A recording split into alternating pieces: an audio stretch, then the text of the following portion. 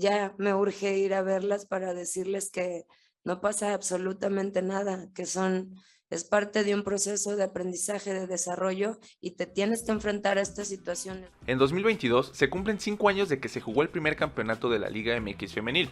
Sin embargo, a pesar de ser uno de los muy pocos países que cuenta con una liga femenil profesional en CONCACAF y de haber jugado en casa, México no pudo obtener su boleto en el campeonato de la zona para la Copa del Mundo 2023 ni para los Juegos Olímpicos de 2024. Entre 1998 y 2016, el banquillo nacional solo le perteneció a un hombre, Leonardo Cuellar. Es así que dirigió a Mónica Vergara en su etapa como futbolista, en la que asistió a la Copa del Mundo de Estados Unidos 1999 y a los Juegos Olímpicos de Atenas 2004. Tras retirarse fue auxiliar de Cuellar en el Mundial de 2011 y más tarde tomó las riendas de la selección sub-15 y un poco después de la sub-17. En esta categoría, la selección ha obtenido mucho mejores resultados que en la mayor, pues ha asistido a todas las Copas del Mundo que se realizan cada 2 años desde 2010 y obtuvo el subcampeonato en Uruguay 2018, cuando el equipo era dirigido justo por Vergara. Se trató del logro más importante en selecciones para fútbol femenil de México, desde el subcampeonato mundial de 1971, aunque cabe mencionar que en aquel entonces el torneo aún no era organizado por la FIFA. Fue así que tras la salida de Leonardo Cuellar en 2016 y las etapas de Roberto Medina y Christopher Cuellar, Mónica Vergara fue nombrada como la directora técnica de la selección absoluta en 2021, convirtiéndose en la primera mujer en tener ese cargo. La meta era clasificar a la Copa del Mundo y a los Juegos Olímpicos en el campeonato de la CONCACAF en Monterrey. En la fase preclasificatoria, México tuvo un paso perfecto y ganó sus 4 partidos en el grupo que compartió con Anguila, Antigua y Barbuda, Surinam y Puerto Rico. La selección cerró esta etapa con 34 goles a favor y ninguno en contra. La mayor goleada fue ante Anguila 11-0 y la menos abultada frente a Puerto Rico por 6-0. Hasta ese momento, el ciclo de Mónica caminaba sin ningún problema, pero los señalamientos vinieron no solo tras no obtener los boletos para el Mundial y los Olímpicos, sino tras las declaraciones que realizó luego de las derrotas. Para entender el tamaño del fracaso de la selección femenil también hay que entender la historia. La presencia de México en Copas del Mundo ha sido bastante irregular. Australia-Nueva Zelanda 2023 será la 9ª Copa del Mundo femenil oficial. Desde su primera edición en China en 1991 hasta el día de hoy, la selección ha logrado clasificar en 3 ocasiones, es decir, en promedio va a 1 de cada 3 mundiales. En ninguna ocasión ha logrado dejar atrás la primera fase. El Tri debutó en Estados Unidos 99, ahí terminó en el último lugar de toda la justa, luego de caer 7-1 ante Brasil, 6-0 ante Alemania y 2-0 contra Italia. La siguiente aparición fue Alemania 2011, justo cuando Mónica Vergara era auxiliar. La selección tuvo lo que es hasta ahora su mejor participación al obtener 2 puntos, luego de empatar ante Inglaterra y Nueva Zelanda y tras perder ante Japón. México terminó en la posición 11 de 16 en ese mundial. Para Canadá 2015 se logró clasificar por primera vez en ediciones consecutivas, sin embargo la actuación no fue buena y se terminó en el lugar 22 de 24. México obtuvo un punto al empatar con Colombia y perder frente a Inglaterra y Francia.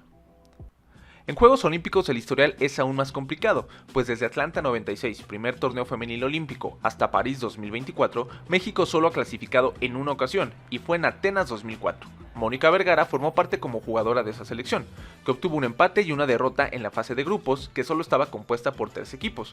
Fue así que México pudo avanzar a cuartos de final, pero ahí cayó 5-0 contra Brasil. Entonces, asistir a los Juegos Olímpicos en fútbol femenil es más bien una anomalía para nuestro país, pues solo se ha ido en una de 8 oportunidades, aunque se trató ya del segundo ciclo tanto olímpico como mundialista en que México queda fuera ya con la Liga MX femenil en marcha. También hay que entender que se trata del área que cuenta con la potencia más grande de fútbol femenil en el mundo, es decir, Estados Unidos, que tiene 4 campeonatos mundiales. Además, hay otra selección con un altísimo nivel, como lo es Canadá. Los boletos que se otorgan para CONCACAF en Juegos Olímpicos suelen ser 2.